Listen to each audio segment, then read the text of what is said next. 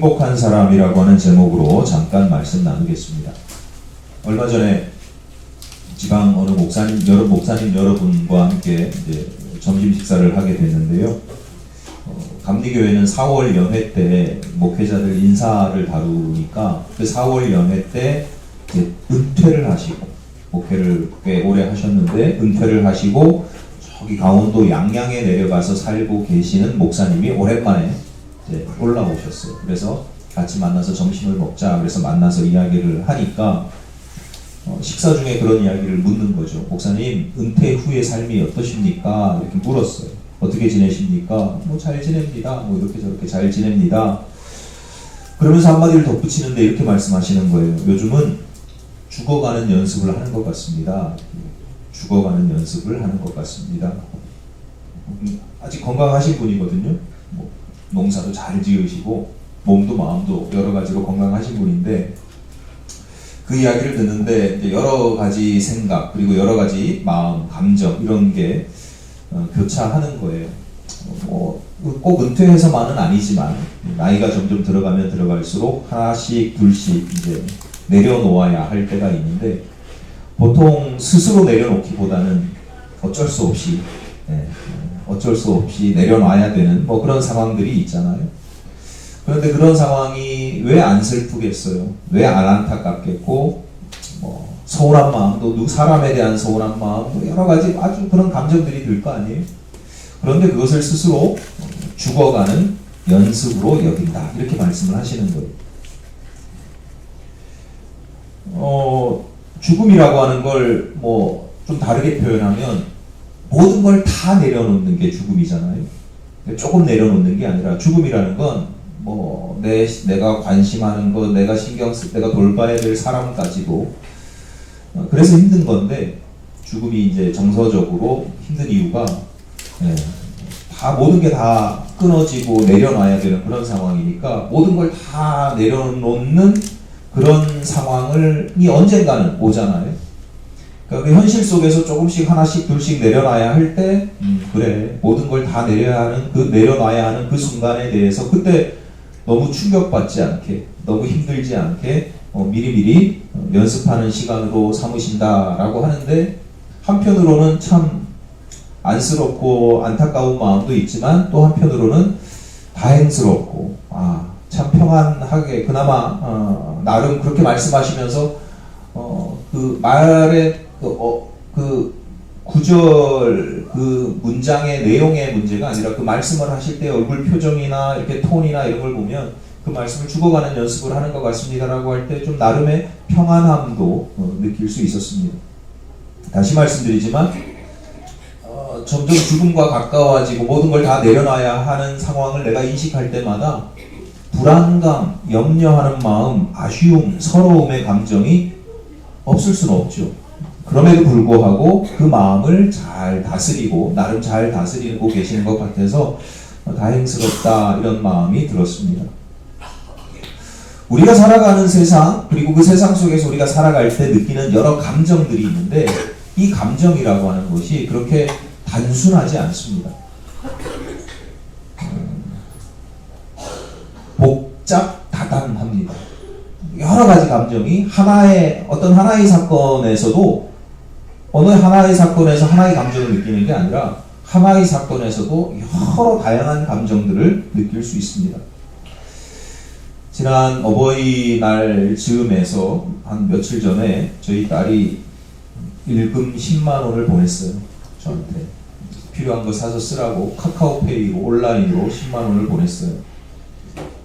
지금도 제 눈에는 철이 없고 어리기만 한데, 조금 컸다고 어른스러운 모습을 보이니까, 시키지도 않았는데, 그러니까 너 선물 안 주냐? 뭐 이런 것도 아닌데 알아서 미리 보내니까 기특하고 감사한 마음이 왜 없겠습니까?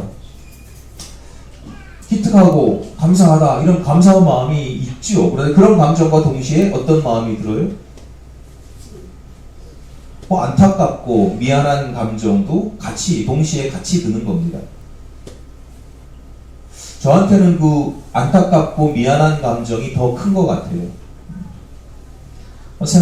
자기 생활비를 버느라고 스스로 아르바이트를 여러 개를 병행하고 밤늦게까지 일하고 그래서 얼마나 힘들게 지내는지를 알고 있지요. 주변에 또래 친구들, 같이 있는 친구들이 다 그렇게 살면 그래 세상이 다 그런 거니까 그러려니 할 수도 있지만 친하게 지내는 친구들 중에는 그렇게 본인이 수고하지 않고도 이제 훨씬 많이 소비하면서 살아가는 친구들도 있단 말이에요. 그러니까 그 친구들하고 친구로 지내려면 또 같이 먹고 마시고 돈을 써야 되잖아요. 옷도 입고.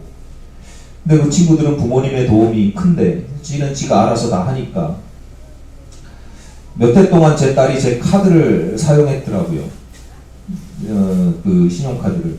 어느 날 급하다고 빌려달라고 한 이후에 돌려주지 않고 몇 년을 썼어요. 저는 잊어버리고 있었는데 주로 이제 교통카드로 학교 다닐 때 교통카드로 쓰고 가끔 병원에 가야 할 때 급할 때 씁니다. 최근에 제가 그걸 알고 카드를 돌려달라라고 했는데 안 돌려주는 거예요.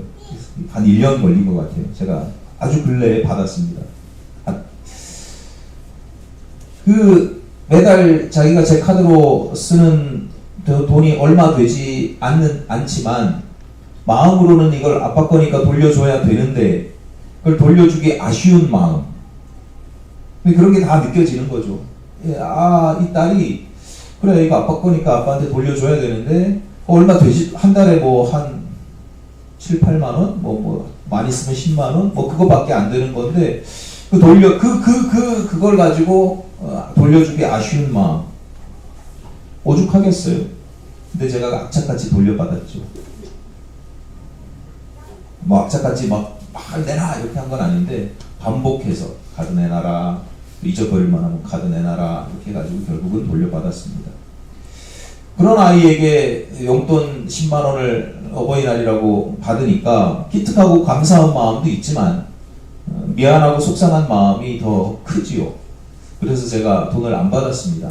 자동 환불되게 이제 온라인으로 받는 거니까 난 못 받겠다.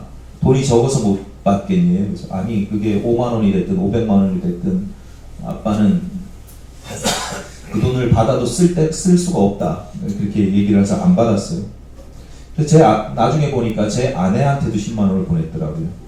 그래서 제 아내는 요즘 사람이라 그저 기뻐하고 감사하며 잘 쓸게, 아빠하고 잘 쓸게. 그래서 딸이 아빠한테도 보냈어. 그러니까 그럼 내가 잘 쓸게. 그렇게 잘 받았대. 저는 옛날 사람이라 이게 어려워요. 그러니까 무슨 말씀을 드리냐면 한 가지 예를 든 것뿐이에요. 어떤 하나의 사건에 대해서 사람마다 어떤 상황마다 감정이 다양한데 그 다양한 감정들 하나만 있는 게 아니에요. 제가 미안하고 아쉬운 속상한 마음이 있어도 그 마음만 있는 건 아니잖아요. 여러 감정이 교차하고 정해진 답은 없습니다. 아내가 기뻐 고마워 막 이렇게 해도 그 마음속에 아내도 제 딸에 대해서 미안하고 속상한 마음이 왜 없겠어요. 그런데 그 아내는 기쁘고 고마운 마음, 그 감정을 붙잡았고 저는 아쉽고 안타깝고 미안한 마음에 더 끌리는 거죠. 은퇴 이후의 삶이 때로는 서글프고 안타까운 그 목사님은 하나님께서 부르실 그날을 기대하면서 그날을 준비하는 기회로 삼으시면서 평안한 감정, 그 감정을 유지하셨죠. 그러니까 옛말이 딱 맞는 거예요. 컵에 물이 반만 차 있는데 어떤 사람은 반밖에 안 남았다 이렇게 보는 사람이 있고 어떤 사람은 반이나 남았네 이렇게 보는 사람들이 있다는 거예요. 여러분 항상 그런데 나를 행복하게 하는 것, 나를 불행하게 하는 것, 이런 것은 어떤 사건이나 현상이 아니고요. 그 사건이나 현상에 대한 해석입니다. 그러니까 사건이나 현상은 계기이고 그 사건이나 현상을 내가 어떻게 바라보고 어떻게 해석하고 어떤 감정을 갖느냐가 나를 행복하게 하느냐 불행하게 만드느냐를 결정짓는 아주 중요한 요소라는 겁니다. 오늘 설교 제목이 행복한 사람입니다. 여러분 행복하십니까? 네. 근데 행복이라는 감정이 늘 행복하다고 늘 날마다 막 이런 사람이 어디 있어요? 행복도 있고 불행도 있고 뭐 그게 다 같이 있거든요. 여러분이 만약에 내가 행복한 감정을 느낀다면 어느 순간에 내가 불행한 감정을 느낀다고 하면 그 이유가 무엇인 것 같아요? 어느 때 행복하고 어느 때 불행하십니까? 내가 어떤 감사를 하든 불평을 쏟아놓든 뭐 안심을 하게 되든 또는 근심을 갖게 되든 내가 막 기뻐하든 슬퍼하든 마찬가지입니다. 내가 처한 환경이나 조건, 어떤 사건, 어떤 사고 때문에, 어떤 사람 때문인 것 같지만 실상은 그것을 내가 어떻게 해석하는지가 매우 중요하다는 거예요. 어떤 사람이 나를 너무 불행하게 해. 사실은 그 사람에 대한 나의 해석이 나를 불행하게, 나로 하여금 불행하게 느끼게 만든다는 거죠. 그래서 한때는 뭐 그런 것도 유행했어요. 긍정적 사고방식 같은 거 뭐 이런 거 유행했죠. 컵에 물이 반만 남았다, 반밖에 없다라고 여기는 건 스스로 불행하게 여기니까 일부러 긍정적으로 반이나 남았네? 이렇게 바라봐라. 일리는 있죠. 그게 행복하게 여긴다. 일리는 있습니다. 그런데 여러분 잘 들으셔야 돼요. 사건이나 현상보다 해석이 훨씬 중요하대. 그러니까 내가 해석하고 싶은 대로 해석하면 돼요? 아니 나는 해석이 중요해. 그러니까 나는 개망나니처럼 허랑방탕하게 막 살아가면서 난 자유롭게 사는 거야. 이렇게 해석하면 되는 거예요? 그런 뜻이 아닙니다. 해석에 있다는 건 그런 뜻이 아니에요. 오래전에 얘기인데 저도 참 인상이 목사로서 인상 깊어서 계속 이렇게 기억이 남아서 이런 말씀을 드릴 때면 자주 인용해서 말씀을 드리는 건데요. 들으신 분들이 계실 거예요. 어느 교회 이야기예요. 어느 교회에서 권사님이 새벽 기도를 마치고 귀가하는 중에 교통사고로 돌아가셨어요. 그러니까 교회가 뒤숭숭해지는 거예요. 교인들 입장에서 그리고 유가족 입장에서 이게 이해할 수 없는 일인 거죠.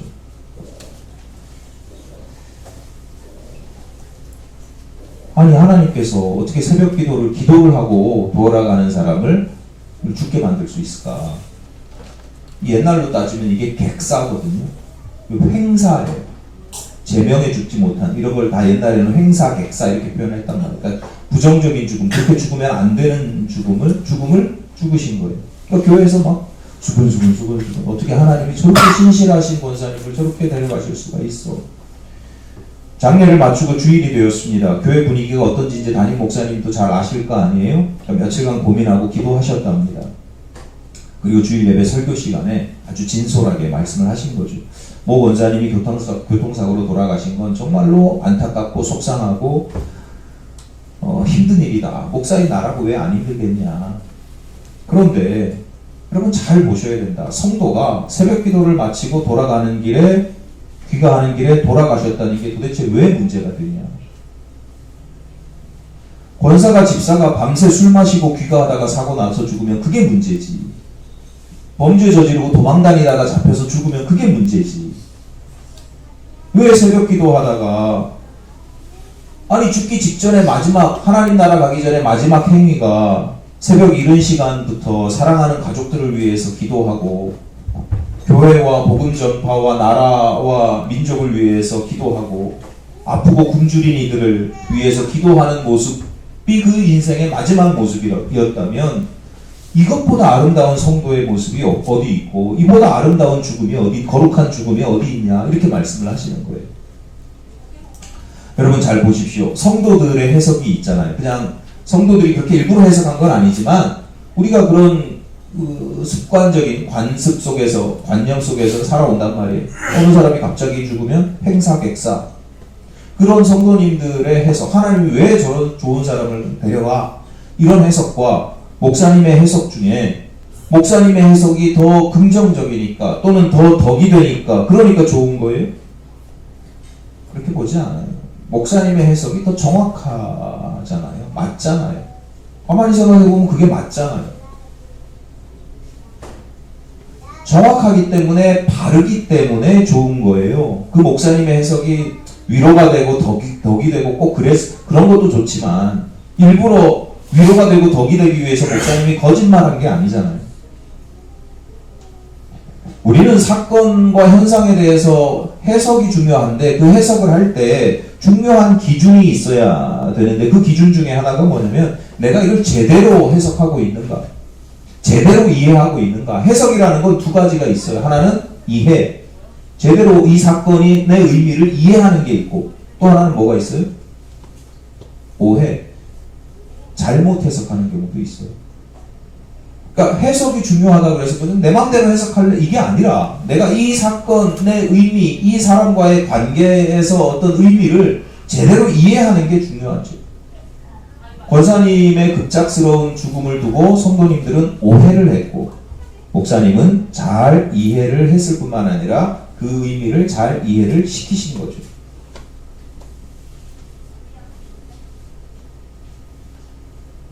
죄송합니다.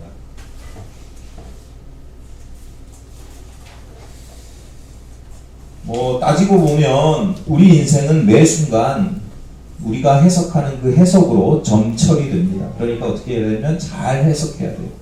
그러니까 습관적으로 해석하고 내가 이걸 어떻게 해석해야지 뭐 이런 경우도 있지만 도대체 나한테 이게 무슨 의미야? 저 사람이 나한테 왜 이런 얘기를 하지? 내가 어떻게 받아들여야 되지? 뭐 이런 경우도 있지만 대부분 우리 습관적으로 어떤 일이 벌어지면 반사적으로 그걸 해석하거든요.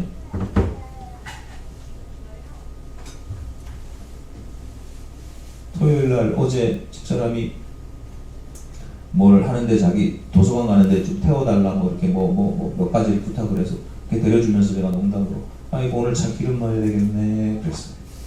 그래서 저는 농담한 거예요. 집사람 왜 꼭 내가 차를 좀 태워달라 그러면 그거 얼마나 된다고 다른 사람들은 잘 태워주면서 이게 거의 반사적이에요. 반사적. 그러니까 나는 그냥 한번 웃자고 농담한 건데 그걸 반사적으로 왜 반사적으로 그렇게 해석하냐면 제가 평소에 그런 식으로 잘 이렇게 놀리고 이제 하니까. 그러니까 우리가요 어떤 감정이 잘 해석해서 내가 이거 어떻게 해석하지 이런 경우보다는요 그냥 순간순간 내가 살아왔던 그 방식이 돼버린 거예요. 어떤 해석이 방식이 되고 그 방식대로 그냥 살아가요. 여러분 잘 해석하셔야 되는데 바르게 해석하시는 게 복된 해석입니다. 뭐 그냥 내가 그냥 기분 좋아지는 해석이 좋은 게 아니고 바르게 해석을 하셔야 된다. 이해를 하셔야 된다. 오늘 본문 1절입니다. 예수께서 무리를 보시고 산에 올라가 앉으시니 제자들이 나아온지라. 예수께서 산에 올라가서 말씀을 주셨다라고 해서 기독교 전통, 성경에 그렇게 쓰여 있는 건 아닌데 기독교 전통에서는 이것을 산상수훈이라고 이야기합니다. 산 위에서 산상에서 수훈 말씀을 주셨다 이런 뜻입니다. 그 산상수훈이 마태복음 5장부터 7장까지 3장에 걸쳐서 기록되는데 오늘은 그 산상수훈에 여러 교훈들이 있어요. 그 교훈의 가장 첫 번째 되는 주제, 첫 번째로 시작하는 말씀이 오늘 본문입니다. 2절 3절입니다. 입을 열어 가르쳐 이르시되 심령이 가난한 자는 복이 있나니 천국이 그들의 것이며. 이후로 이어지는 말씀을 통해서 포함해서 기독교 전통에서는 이것을 팔복이라고 부릅니다. 어떤 사람들은 가만히 세보니까 9가지인데 성경에 팔복이란 말은 없어요. 그러니까 어떤 사람은 가만히 세보니까 이거 따지고 보니까 9개 아니야? 그래서 구복이라고 부르는 분들도 있는데 그냥 전통적으로는 팔복 이렇게 이야기합니다. 8가지 복에 대한 말씀입니다. 저는 개인적으로 기복신앙 또는 구복신앙이라고 하는 데는 매우 경계하는 편입니다. 모든 종교에는 기복과 구복이 있을 수밖에 없지만 한국 교회가 기복적인 신앙에 많이 치우쳐져 있기 때문입니다. 그런데 보세요. 예수께서 3장에 걸쳐서 교훈하시는 산상수훈 여러 말씀들이 있거든요. 근데 그 산상수훈의 첫 번째 주제가 뭐냐면 복에 대한 말씀입니다.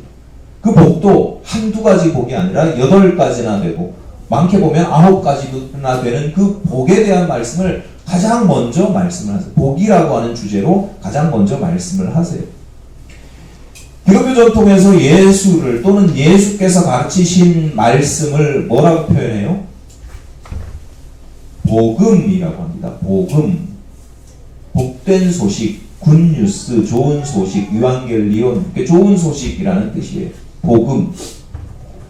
2주 전에도 보셨지만 하나님께서 사람을 창조하시고 주시는 말씀도 마찬가지예요. 너희가 땅에 생육과 번성하여서 땅에 충만하라. 땅을 정복하라. 그 땅에 있는 모든 생물을 다스리라. 이게 사명이기도 하지만 복이란 말이에요. 하나님께서 주신 복이란 말이죠. 그러니까 우리가 기복, 구복, 그러니까 우리가 복을 막 추구하고 복을 구하든지 그렇지 않든지 하나님은 우리에게 복을 주시는 분이고 예수는 우리에게 복 그 자체이신 분이고 예수께서 복에 대해서 가르치신단 말이죠. 그러니까 지나친 기복신앙은 경계해야 되지만 내 기독교 신앙에서 하나님의 복, 성도들이 받는 복, 누리는 행복 이런 것들을 배제할 수는 없다. 하나님은 당신의 자녀들에게 복을 주시고 당신의 자녀들이 복이 되게 하신다. 옛날 표현으로 하면 복의 근원이 되게 하신다. 그러니까 성도들은 하나님의 복을 내가 받아야 될 뿐만 아니라 어떻게 살아야 돼요? 다른 사람들에게 내가 복이 되는 삶을 살아야 되는 거예요. 여러분 누구를 만났는데 불행의 감정을 심어주는 사람이 되면 안 되고 저 사람 만나면 기분이 좋고 뭔가 회복이 되는 것 같고 힘이 나고 뭐 이런 사람이 되는 거죠. 그러면 무엇이 복이고 어떻게 살아가는 것이 복된 삶인가? 본문 3절을 오늘 본문에서 보면 3절을 보시겠습니다. 다시 보시는데 함께 읽겠습니다. 시작. 심령이 가난한 자는 복이 있나니 천국이 그들의 것이미요. 예수께서 어떤 사람에게 복이 있다고 하셔요? 심령이 어떤 사람? 가난한 사람이래요. 여러분 가난이 복이에요? 가난하고 싶으세요? 복인데. 물론 본문에서는 심령이라고 하는 단서가 붙긴 해요. 심령이 가난한 자라고 말씀을 하셔요. 그럼 이어지는 4절을 읽진 않았지만 이어지는 4절 보겠습니다. 시작. 애통하는 자는 복이 있나니 그들이 위로를 받을 것이요. 애통하는 게 여러분 복이에요? 애통이라는 건 그냥 슬픈 정도가 아니에요. 깊은 속에서 막 올라오는 그 매우 극심한 슬픔이 통은 뭐예요? 나를 아프게 해요. 여러분 슬퍼서 기분이 우울해 슬퍼 이 정도가 아니고요. 그 슬픔 때문에 내가 너무 아파요. 어떻게 진통제도 소용이 없잖아요. 그런 통증은 몸에 열이 나거나 어디 근육통이 생기면 진통제라도 먹으면 되는데 이건 어떻게 할 수가 없어요. 어떻게 경험해 보신 분들이 별로 없군요. 애통을 한번 제대로 된 애통을 경험하신 분들은요 다시는 그 감정을 느끼고 싶어 하지 않아요. 그런데 애통이 복이래요. 애통하는 자는 복이 있대요. 여러분 애통하고 싶으세요? 예수님께서 복이라고 말씀하시거든요. 예수님 왜 이렇게 말씀하셔요? 자 이런 거죠. 가난이든 애통이든 지금 우리가 해석을 제대로 하고 있을까요? 그러니까 중요한 건 내가 해석을 하는 것인데 과연 내가 제대로 이해를 하고 있을까? 예수님이 오해를 하신 건가? 예수님과 나의 해석이 다르다면 일단 뭐 무조건 이렇게 단정 짓고 넘어가면 안 되지만 우리는 어차피가 아니라 우리는 어쨌거나 믿음을 가진 사람들이니까 예수님이 이해를 제대로 하신다라고 보면 우리는 뭘 하고 있는 거예요? 오해를 하고 있는 거죠. 일단 가난이나 애통에 대해서 예수님 이거 복이라고 말씀하시는데 아닌데 난 불행인데 그렇게 하면 일단 내가 오해하는 경우들이 있을 거다. 사람들은 어떤 현상, 가난이나 애통이라고 하는 현상에 대해서 매우 단편적이고 현상적인 모습만 우리는 본단 말이에요. 사람들은. 그러니까 가난과 애통을 불행의 원인으로 여긴다 이 말이에요. 오늘 본문이 3절까지니까 가난 하나만 막 보면 여러분이 오늘 본문의 말씀을 딱 지우고도 여러분이 평소에 내가 불행한 감정을 느끼는 대부분의 경우가 언제냐면 가난할 때잖아요. 여러분 내가 한번 생각해 보세요. 내가 언제 불행감을 느끼는가? 아, 저거 사고 싶은데 저거 살 돈이 없어. 그런 거 아니에요? 그래서 막 고민하고 이거 살까 말까 밥을 사줄까 말까 식사값을 내가 낼까 말까 막 이럴 때 짜증 나지 않으세요? 저는 예전에 너무 짜증이 나가지고 이제 포기했어요. 저는 그냥 너무 그게 힘들어서 어떻게 하냐면 있으면 난 산다, 없으면 안 산다. 없으면 세상 말로 쌩 깐다. 그래서 그 감정이 너무 싫은 거예요. 이거를 이럴까 저럴까 하는 게 너무 싫어서. 엄마 뭐야? 돈이 있으면 하나님의 거라고 생각하고 아끼지 않고 쓰고, 없으면 하나님이 안 주실 거니까 나는. 우리 인생의 돈 문제라는 게, 가난이나 부요라고 하는 게 우리 인생의 매사에 아주 중요한, 나를 행복하게 하느냐 불행하게 하느냐에 있어서 아주 중요한 요소. 그러니까 사람들이 대부분 어떻게 생각하냐? 내가 가난해서 불행하고 내가 가난해서 벗어나야 행복하다라고 생각을 해요. 물질의 결핍만이 아니라니까요. 돈이 없으면 마음도 가난해지잖아요. 늘 조급하고 다급해지고, 여유가 있으면, 주머니가 가득 차 있으면 여유로워요. 근데 없으니까, 가득 차지 않으니까 조급하고 다급하고 관대하지 못하고. 옛날에 곡간에서 인심난다 이런 말도 있잖아요. 제가 인심이 없는 이유는 곡간이 텅 비면 인색해지고, 그래서 스스로도 괴로워지는 거죠. 제가 늘 말씀드리는데, 송곳을 주머니 안에 마음속에 가지고 있으면 누구부터 다쳐요? 자기부터 다쳐요. 칼을 내 마음속에 품고 있으면 자기부터 칼이 칼집에 넣어서 이렇게 어떻게 가지고 있어야지. 그 칼을 인색하면 부정적인 감정들은 항상 자기 스스로를 먼저 다치게 하거든요. 그런데 예수께서 왜 복이 있다, 가난한 자가 왜 복이 있다라고 말씀하셨어요. 심지어 그 이유가, 가난한 자가 복이 있는 이유가 뭐냐면 천국이 그들의 것이라는 거예요. 이게 무슨 가난해도 잘 참고 견디면 나중에 천국에 가게 된다 이런 뜻이 아니에요. 이게 문법적으로 이게 현재형이거든요. 현재형. 그러니까 심령이 가난한 사람은 복이 있다, 천국이 그들의 것입니다. 이걸 풀어서 설명을 하면, 심령이 가난한 자는 복이 있어. 왜냐하면 말이야, 그들은 이 땅에서 지금 천국을 살아가고 있기 때문에. 여러분, 가난한데요 천국을 살아간대요. 이해가 되십니까? 이게 잘 안 되죠. 우리가 끊임없이 말씀을 배우고 묵상해야 되는 이유입니다. 앞서 말씀드렸듯이 우리는 습관적으로 그냥 지금까지 살아왔던 방식대로 그냥 반사적으로 해석을 하는 경우들이 많단 말이에요. 우리 인생을 매우 단편적으로 바라보고 오해하는 방식으로 해석한다는 사실을 우리는 잘 몰라요. 이 시간 조금이라도, 그러니까 우리가 신앙생활을 열심히 해야 되는 거예요. 조금이라도 예수의 시선으로 바라볼 수 있기를, 우리의 시선이 예수의 시선으로 어떤 사건이나 상황들을 해석할 수 있게 되시기를 바랍니다. 그게 그냥 내가 나한테 좋게 해석하는 게 아니고 그게 바르게 해석하는 거예요. 예를 하나 들겠습니다. 미국의 어느 대학 심리학회, 경제학회 이런 데서 결핍이라고 하는 주제로 사회실험을 했어요. 아시아의 어느 나라, 제가 나라 이름 말씀을 안 드리겠는데, 어느 나라의 어느 도시를 보니까 아침마다 시장이 열립니다. 아침에 일찍부터 장이 열리는데, 그곳에서 장사하는 사람들을 살펴봤어요. 7년을 살펴봅니다.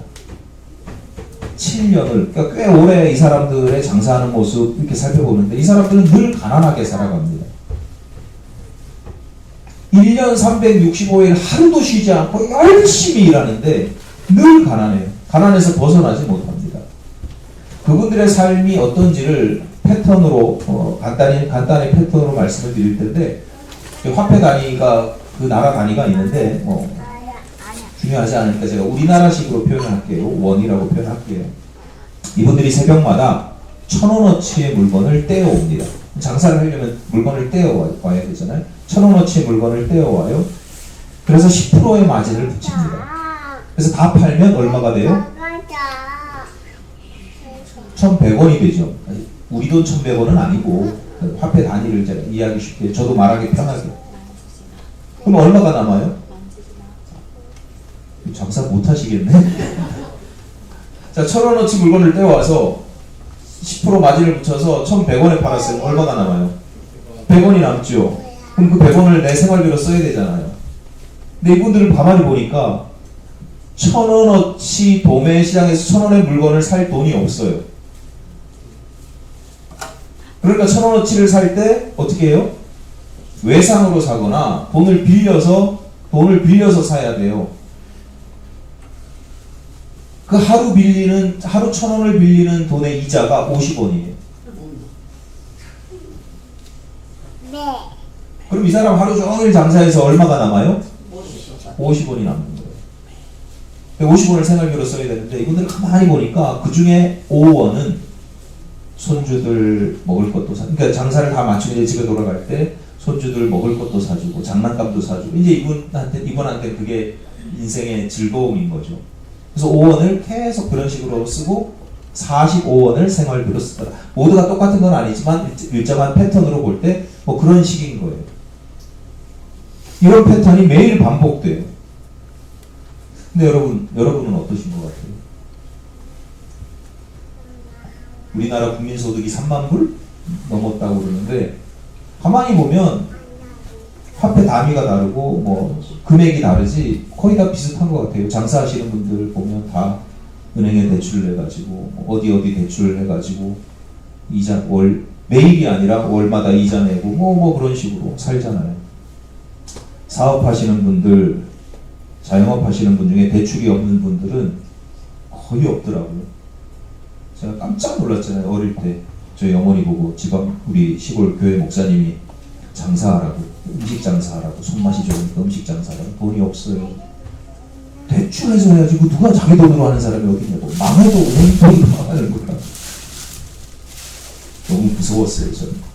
저희 어머니도 너무 무서워하시고 그래서 못했어요. 그러다 보니까 이자 갚기가 바빠요. 잘 되고 잘 풀리면 좋은데 이자 갚기가 급급해요. 심리학자들이, 경제학자들이 그 상황을 보니까 너무 이해가 안 되는 게 하나 있어요.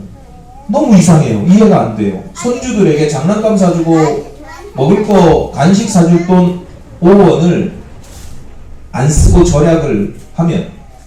저축을 하면 200일을 저축하면 얼마예요? 예? 계산이 안 되시나? 5원을 200일 저축해서 모았으면 얼마예요? 1,000원이잖아요. 200일만 손주들 안 사주면 1,000원으로 뭘 할 수 있어요? 물건을 살 수 있잖아요. 그러면 이자 50원을 안 내도 되잖아요. 그럼 그때부터는 내 하루 생활비가 45원이 아니라 100원이 되잖아요. 그때는 손주들한테 5원씩 줘도 95원이 된단 말이에요. 2배가 넘어요.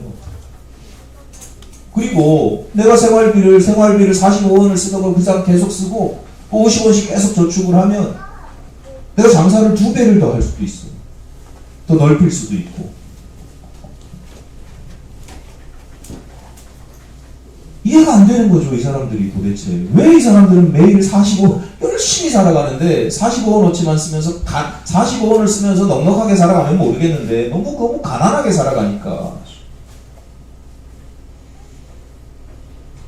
왜 이럴까? 이 사람들이 머리가 나쁘진 않은 이 정도는 다 생각할 수도 있을 텐데 왜 이럴까 살펴보니까 이게 중요합니다. 왜 그럴 것 같아요? 5원을 쓰면 예? 5원을 쓰면 네, 그런 것도 있겠죠. 근데 심리학자, 특히 경제학자들이 보니까 가장 큰 이유가 뭐냐면 이 사람들이 너무 바쁘게 사는 거예요. 그러니까 예를 들어서 이게 우리가 머릿속으로 가만히 보면 계산이 이렇게 나오는데 너무 바쁘게 사는데 예를 들어서 아침에 도매시장에 물건을 하러 가요. 그러면 다른 상인들보다 혼자만 장사하는 게 아니잖아요. 다른 상인들보다 더 좋은 물건을 더 싸게 잘 확보를 해야 되고 장사를 하는 내내 이게 오늘 내가 떼어온 물건을 다 팔아야 되고 그러니까 이게 몸과 마음과의 신경이 이 정해진 이 패턴에 딱 매몰돼가지고 너무 신경 쓸 게 많은 거예요. 그러니까 미래를 못 봐요. 200일을 못 봐요. 1년을 못 봐요. 그냥 내가 오늘 하루를 이걸 어떻게 해가지고 어떻게 해서 45원, 100원 남기는 게 그게 너무 급한 거예요. 조급하고 다급한 거예요. 심리학회의 결론은 결핍이라고 하는 것, 물질적인 가난이라고 하는 것이 결국 사람들로 하여금 여유를 갖지 못하게 하고 불행하게 한다는 거예요. 그게 결론이에요. 근데 저는 그게 분명히 맞는 말이거든요. 일리가 있거든요. 근데 저는 종교인이니까 같은 걸 보면서 저는 그 결과를 보면서 저는 다르게 해석하게 되더라고요. 시장 상인들이 불행한 이유는 그들이 가난하기 때문이 아니다. 비유적으로 말씀드리자면 그들이 지나치게 비유적인 표현이에요. 부요하다. 앞서 말씀드린 것처럼 자신의 생각, 신경, 골몰하는 그런 것들이 그 삶에 가득 차 있는 거예요. 보통 사람들이 물질이 결핍이 되면 마음도 빈자리가 많거든요. 근데 그 마음은, 그 심령은 빈자리가 없는 거예요. 열심히 사니까. 하루 5분도 10분도 쉬지 못하고 열심히 일하면서 사니까 그 삶이 자신들이 중요하다고 생각되는 것들로 가득 차 있는 거예요. 그게 불효한 거죠. 그 사람들이 단지 가난하기 때문에 그런 것들로 가득 차 있느냐? 그렇게 볼 수도 있습니다. 그러면 뒤집어서 보면 가난한 사람들은 다 바쁘게 살아요? 참 외람된 말씀인데 여러분이 저를 보실 때 제가 좀 인색한 편이에요? 뭐 그럴 수도 있죠. 뭐 제가 좀 조급하고 다급해 보입니까? 매사에 막 어쩔 줄 몰라 하고 조급하고 다급해 보입니까? 뭐 그럴 수도 있습니다. 여유가 없어 보일 수도 있어요. 근데 만약에 그렇지 않다면 제가 그렇게 인색하지도 않고 막 좀 조급하고 다급하지도 않고 좀 나름 여유도 있는 것 같고 그렇게 보이신다면 제가 가난하기 때문에 저는 가난하잖아요. 우리 아들이 제 싸게 고개를 끄더니 아니 제가 가난하면 제가 가난하다는 건 확실하잖아요. 그러면 이 결론이 맞다면 전 늘 분주해야 되고 조급해야 되고 인색해야 되고 돈 10원 쓰는 거 돈 100원 쓰는 거 벌벌벌 떨어야 되고 그래서 전 그러지 않잖아요. 물론 나름 고민도 했나니까요. 바빴을 내가 고민했던 때가 있다니까요. 그러니까 나름대로 제 나름대로 극복을 한 거예요. 있으면 내가 없으면 말어. 그걸 가지고 내가 이런 데다 내 에너지를 쓰고 신경을 쓰고 있어. 그러고 나니까 편안한 거예요. 여유가 있어요. 여러분 스스로를 한번 보세요. 여러분 가난한 편이에요? 부유한 편이에요? 나 스스로를 볼 때 난 가난하다. 나는 부유하다. 단정 지을 수는 없지만 가난에 가까워요? 부자에 가까워요? 대부분의 솔직하게 그냥 뭐 생각하고 그게 아니라 내가 평소에 느끼는 감정, 내가 평소에 느끼는 인식. 보통 많은 사람들이 가난하다라고 인식을 하면서 살아가요. 그래서 저도 참 나중에 그런 후회가 되는데 자식들 앞에서 절대로 하지 말아야 될 말이 돈 없어, 집에 돈 없어, 뭐 이런 얘기 절대 하지 말라고 그러는데 뭐 사달라고 할 때마다 야 돈 없어 임마 이러고 말았던 게 근데 우리는 늘 스스로 우리가 무슨 특별한 해석을 해야 되겠다가 아니라 그냥 습관적으로 난 가난해 이러고 산단 말이에요. 그럼 가난하면 가난하면 복이 있고 천국을 살아야 되는데 난 가난한데 왜 천국을 살아가지 못해요? 예수님의 말씀이 왜 도대체 이해가 안 돼요? 여러분 실제로 가난하지가 않은 거예요. 마음이 부유한 거예요. 꽉 차 있는 거예요. 여러분의 심령에 조금의 빈자리도 없는 거예요. 조금의 여유도 없어요. 뭔가를 막 해야 되고 뭔가를 이루어야 되고 뭔가를 신경 써야 되고 누가 나한테 서운한 말 한마디 하면 그거 가지고 막 신경 쓰고 그리고 그거 가지고 내가 어떻게 얘를 해볼까 뭐 이런 거 실제로 뭐 그런 일들. 정말 가난한 사람은요 내가 가난하기 때문에 빈자리가 너무 많아요. 그리고 그 빈자리가 채워지는 것 자체가 다 은혜예요. 내가 막 열심히 일해가지고 45원을 버는 게 아니라 내가 해도 할 수 있는 게 45원 버는 것밖에 없기 때문에 그냥 여유롭게 그러다 보면 45원이 채워져요. 내가 노력도 안 했는데 45원이 채워진다니까요. 아, 이거 은혜로구나. 그래서 마음이 즐거운 거예요. 천국을 살아가는 거예요. 제가 지난주에 미안해요. 김민호 집사님한테 텀블러를 드렸어요. 예배 후에 김영주 권사님이 기프티콘 주시면서 텀블러를 사라고 하셨어요. 저한테. 제가 그러려고 말씀드린 건 아닌데 오해를 하신 건 아니겠지? 제가 뭐 김영주 권사님 하루 이틀 보는 건 아니니까 감사한 마음으로 받았어요. 제가 그리고 이 시간에 말씀드리는 건 제가 이미 받았으니 또 챙겨주실 생각 안 하고 계시겠지만 안 챙겨주셔도 된다. 이 말씀을 제가 지금 드리려고 그냥 공개적으로 뭐 미안하지만 거론을 해서 인명을 거론해서 미안한데 이렇게 말씀을 드리는 거예요. 자, 그런데 자 보세요. 그러려고 한 건 아닌데 어떻게 그렇게 됐어요. 제가 의도한 건 아니지만 자, 제가 새 텀블러가 있어요. 이걸 내가 써야 되겠다라고 하는 욕심을 버렸더니 어차피 또 다른 새 텀블러가 생겼잖아요. 그럼 내가 욕심을 버렸더니 그 다음 욕심을 버리니까 내가 생긴 새로운 텀블러를 내가 즐기는 것뿐만 아니라 더해서 나눠주는 즐거움. 제가 나눠주는 즐거움. 또 다른 사람에게 나눔을 받는 즐거움. 그냥 수치상으로만 따져도 3배의 즐거움이잖아요. 제가 노력한 건 하나도 없잖아요. 제 마음이 가난하기 때문에 이건 하나님 거지 내게 아니야. 가난한 마음을 가졌더니 어쨌거나 3가지의 은혜가 있는 거예요. 어쨌거나 텀블러를 써. 내가 나눠줄 수 있는 은혜도 있어. 그 나눠주는 기쁨이 얼마나 기쁜데요. 나눠줄 게 많은 사람들은요 기쁨이 없을 수도 있어요. 근데 나눠줄 게 없는 사람들은 어쩌다 한번 나눠주면 되게 기뻐요. 즐거워. 내가 이렇게 참 가치 있는 삶을 살아가는구나. 그 다음에 또 나눔을 받는 은혜. 3배잖아요. 은혜예요, 은혜. 3배의 즐거움. 그 이상, 사실은 3배 이상의 천국의 기쁨이죠. 마음이 부유한 사람은요, 부유한 사람은 늘 여유 있는 게 아니에요. 자신이 얻는 소득이요, 늘 부족해요. 1,000만 원 버는 사람, 1년 한 달 월급이 뭐 2천만 원, 3천만 원 된다고 이 사람들이 부유하게 그렇게 보이지만 늘 부족해요. 심령이 가난한 사람은 자신이 얻는 소득이 늘 감사해요. 내가 가난하기 때문에 나를 알거든요. 내 능력은 부족하고 미미하고 이것밖에 안 되고 나의 수고는 미약한데 그에 비해서 다 은혜로 받는 거거든요. 그러니까 이게 넘치는 은혜가 있고 기쁨이 있고 천국을 살아가는 거죠. 여러분 이 땅에서 살아갈 때도 나중에 죽어서만이 아니라 이 땅에서 살아갈 때도 여러분 천국을 살아가시기를 바랍니다. 천국이라는 게 뭐냐? 매일매일 매 순간순간 내 삶이 하나님의 은혜로 채워지고 그로 말미암아서 기쁘고 즐거운 거예요.